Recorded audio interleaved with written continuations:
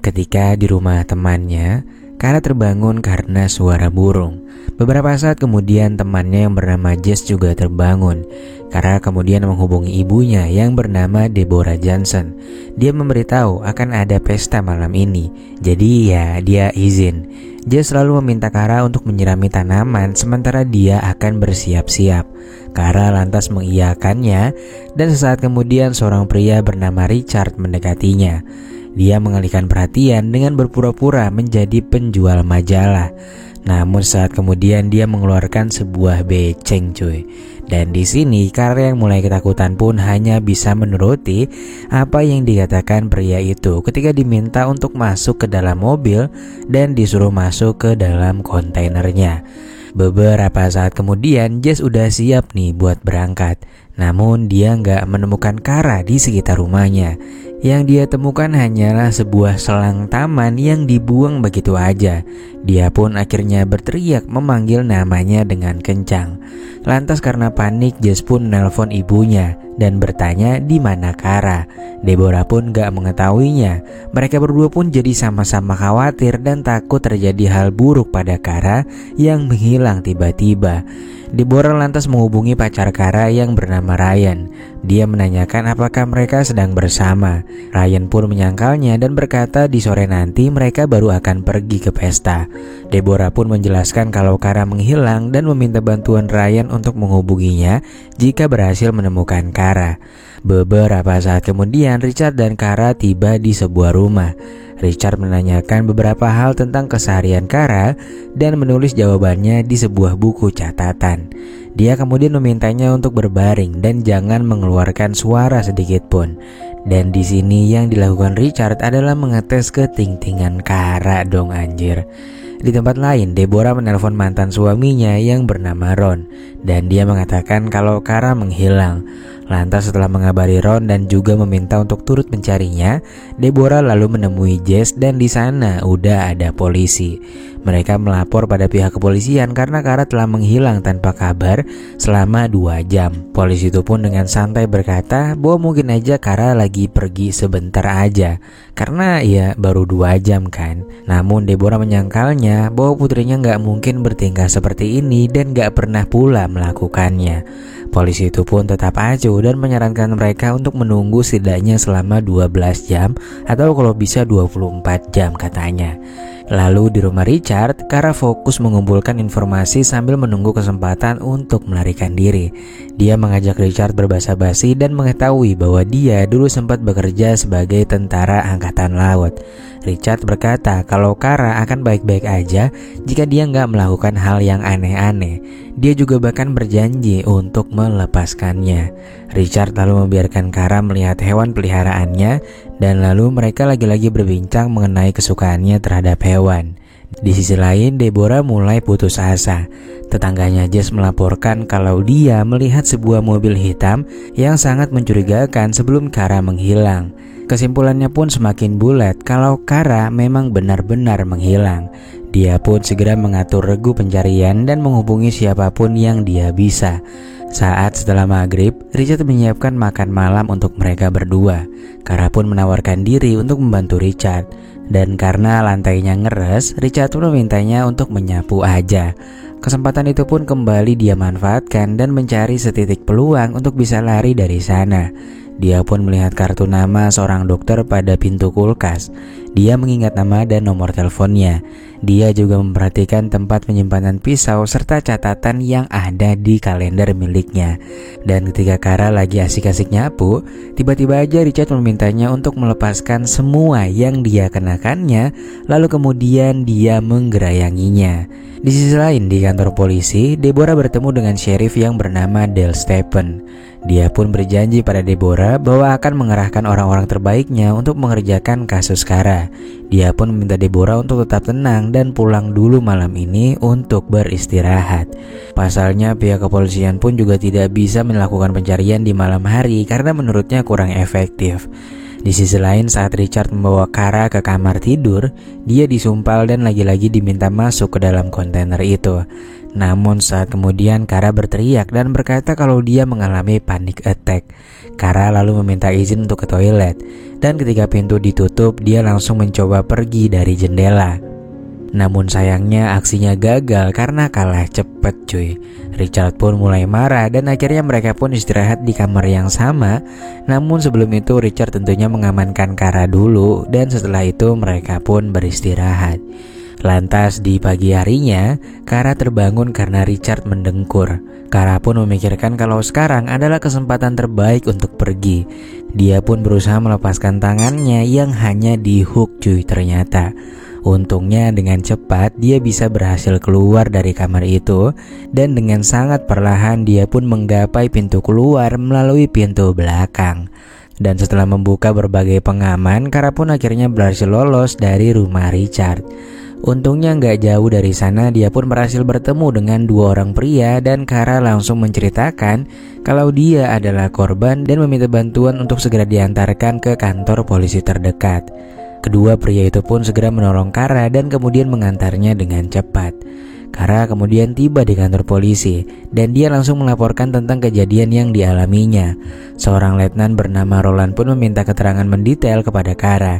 Mereka juga meminta keterangan dari dua orang yang sempat membantu Kara untuk menuju ke kantor ini. Sergeant Bonnie pun mewawancarainya untuk mencocokkan keterangan keduanya.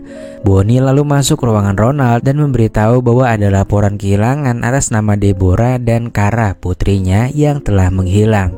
Ronald pun lantas segera menghubungi Deborah dan memberitahu bahwa Kara kini telah ditemukan dan ada di Polsek Kalibata. Kara lalu berbicara langsung pada ibunya dan seketika mereka pun menangis bersama. Di sini karena dua orang penolong Kara itu nggak tahu unit tepat dari apartemen Richard, Kara pun diminta pihak polisi untuk ikut bersama mereka dan menunjukkan unit apartemennya. Awalnya Kara menolak karena ia sangat ketakutan jika harus ke sana lagi. Namun di sini Ronald dan Bonnie meyakinkannya bahwa pelakunya harus ditemukan dan Kara bisa mendapatkan keadilan sebagaimana mestinya. Akhirnya mau nggak mau Kara pun mengantarnya untuk sampai ke unit milik Richard. Dan setelah Kara menunjukkan unitnya, Kara pun langsung diantar ke kantor. Dan setibanya di sana, ibunya juga kebetulan baru aja sampai dan mereka pun akhirnya bisa bertemu kembali. Sementara itu di sisi lain, Ronald dengan bersama tim gabungan yang sudah tiba di apartemen Richard, sayangnya nggak menemukan siapapun di sana. Richard telah pergi dan menghilang tanpa jejak. Lantas ketika Kara dan ibunya berada di rumah sakit, Bonnie menemuinya dengan membawa setumpuk buku yang ia dapatkan dari pengelola apartemen. Di sana pun terdapat nama Richard dan ada fotonya juga. Bonnie menceritakan bahwa sayangnya pria itu telah pergi. Kara pun mengingat kartu nama seorang dokter dan memberikan informasi tambahan tersebut kepada Bonnie. Sementara di sisi lain, pihak kepolisian berhasil menemukan buku catatan pribadi Richard serta beberapa informasi berupa berita atas kasus serupa yang dialami korban bernama Sofia dan Sylvia. Dugaan pun muncul bahwa Richard juga berperan dalam kasus tersebut. Bonnie lalu berbicara pada atasannya bahwa istrinya, ibunya, serta saudara perempuannya Richard besok bersedia dimintai keterangan atas kejadian ini dan akan bertindak kooperatif.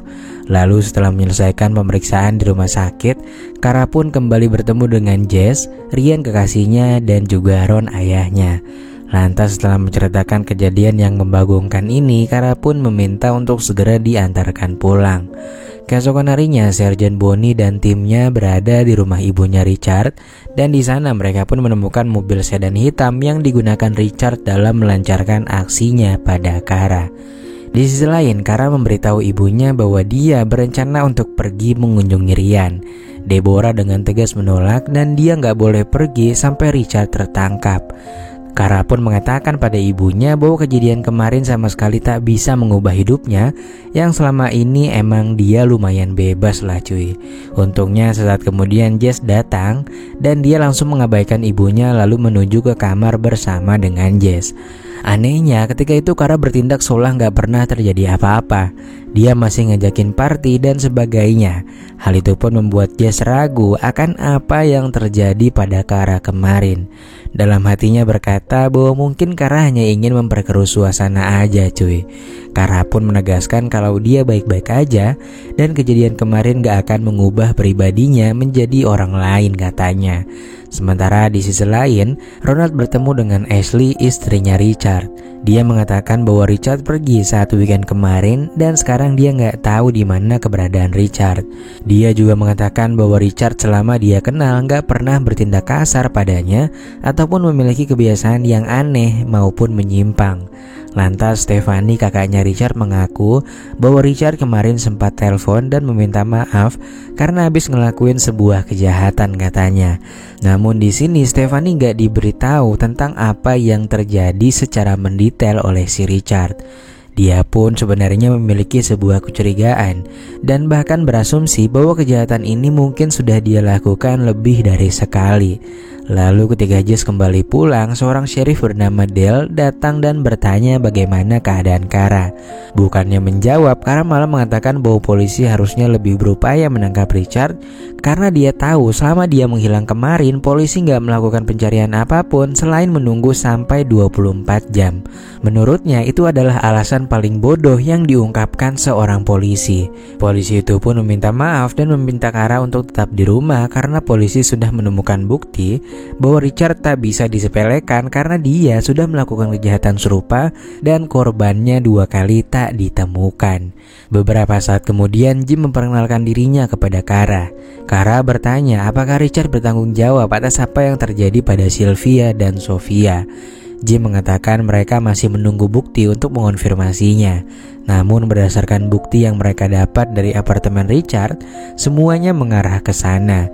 Jim lalu memuji semua tindakan Kara dan menyebutnya penyintas bukanlah korban.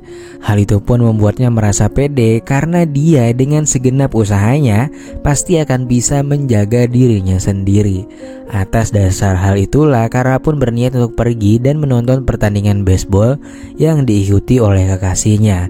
Deborah sebenarnya masih takut kalau Richard akan mengikutinya lagi. Namun Kara bersikeras untuk tetap pergi dan dia meyakinkan ibunya kalau dia bisa menjaga diri. Lalu singkatnya ketika Kara tengah menonton pertandingan baseball, di waktu yang sama polisi yang tengah bertugas berhasil menemukannya di sebuah gang. Sempat terjadi aksi kejar-kejaran antara Richard dan pihak kepolisian sampai akhirnya keadaannya pun mulai terdesak dan Richard malah memilih untuk melakukan bunuh diri cuy. Lantas pada keesokan harinya, Kara memiliki firasat yang kurang baik dan sesaat kemudian Jim datang lalu berkata bahwa kepolisian berhasil menangkap Richard. Namun ketika itu Richard lebih memilih untuk melakukan bunuh diri cuy. Jim pun menyimpulkan bahwa siapapun yang melakukan tindakan pada Kara sama dengan menamatkan riwayatnya. Dia menyebut Kara sebagai pahlawan dan dia sangat bangga padanya. Jim juga bilang bahwa ibunya adalah orang nomor 1 yang paling peduli dengannya. Mendengar pernyataan Jim, Kara pun menjadi sangat terharu. Kara kemudian masuk rumah dan meminta maaf pada ibunya. Mereka berdua pun menangis bersama dan setelah itu film kisah nyata ini pun selesai.